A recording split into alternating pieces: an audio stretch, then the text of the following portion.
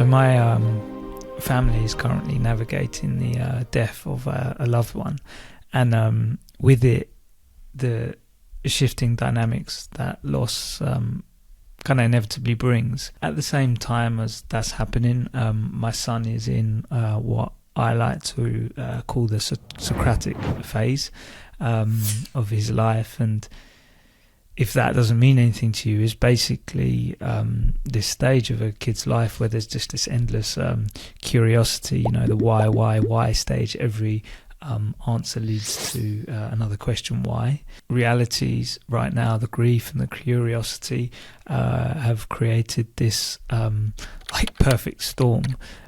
They've made me see with kind of almost painful clarity how, in my own case, overthinking can create almost this self-inflicted hurdles and challenges in life. In this situation, to my son, his sister hasn't left us to him. She's just in this invisible home, and he believes he can connect with her anytime just by closing his eyes and talking. And he asks me why I'm sad. It's amazing because his thoughts are so pure, while mine feel very weighed down and congested with doubt and logic and over analysis. I can't help but ask myself, if I really believed what he believes, could I connect with her at will?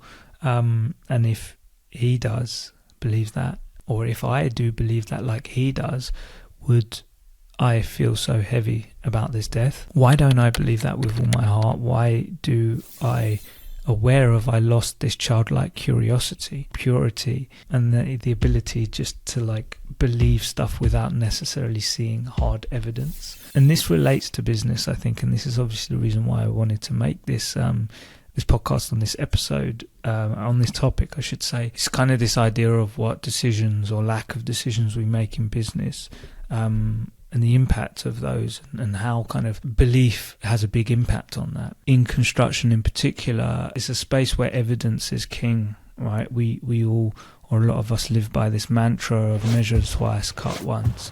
And in operations, that's fair enough. You make mistakes on site, it costs time, you can lose money, and obviously a big thing is safety, right? Because it's not unusual to hear about fatalities on site where mistakes have been made. But I think it's worth considering whether we're applying this same evidence-based mindset to the strategic side of growing the business and the business development side. And if that is the case, does it actually serve us, or does it limit us? In the coaching world, like many of you may have done business coaching, there's this common exercise that you might have experienced, and it goes like this. Imagine that someone that you really, really love, let's say your child needs £1 million, or a medical procedure, let's say that's going to cost £1 million, and that's just being sprung upon you, and you've got 30 days to do something about it. The money and the specific dates is not, it doesn't matter. You can adjust that to numbers that would be significant to you.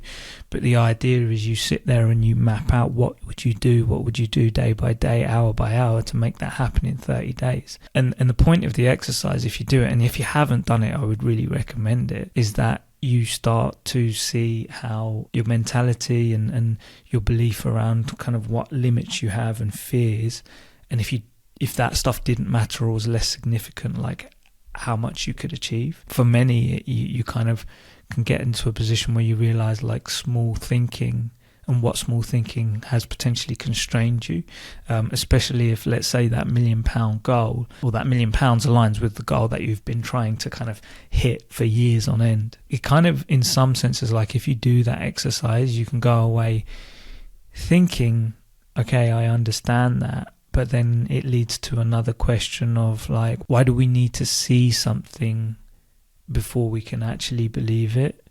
And the answer to that question almost becomes the key question, or the key unlock, let's say. You question why can't we believe it first and then let that dictate the actions that we take?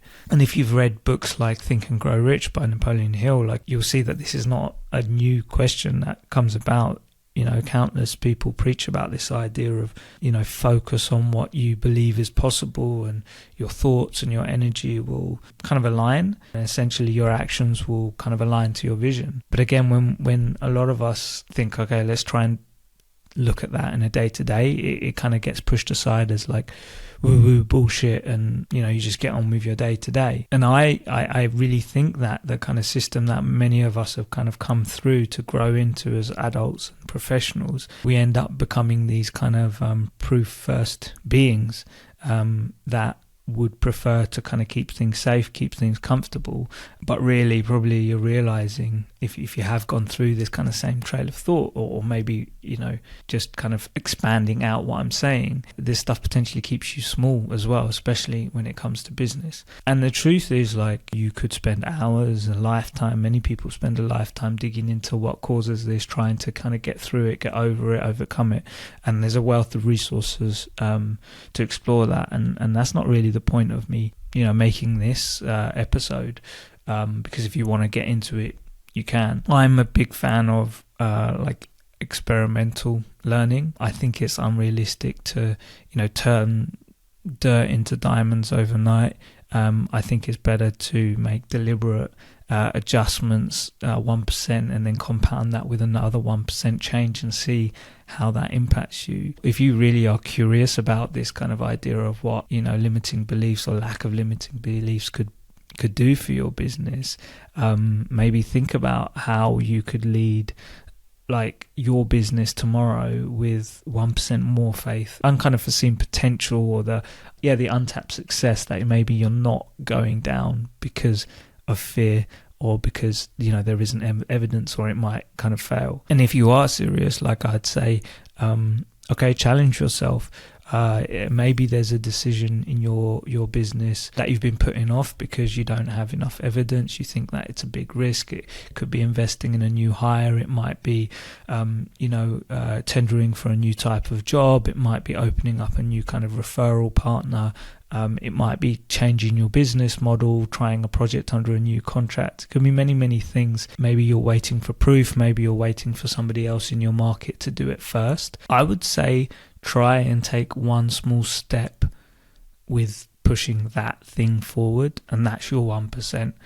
So that could just be a phone call. It could be sending an email, going out for coffee with somebody. Just don't overthink it. Just do one thing that you think would push that thing forward and see where it goes, right? This is not about blind optimism. It's not about pissing in the wind, as we might say, or some of us might say. Is about kind of giving yourself permission to kind of have faith in your gut, do stuff based on your instinct without all of the answers, because what you'll probably find is when you do, many of the hurdles and the challenges that in your head you were playing out, and you thought would come up, probably don't even exist, or probably won't even come up. And if they will come up, the mind has this tendency to think of worst case scenarios all the time. Lower hurdles are going to be a lot easier to overcome than you might think. So go ahead. I'd encourage you to take that challenge, and lead with your beliefs, and not necessarily lead with proof all the time. If you've got nobody to share how that went, then hit me up on LinkedIn. I'd love to share, to learn from you about what potentially those decisions unlocked and how you got on. Cheers.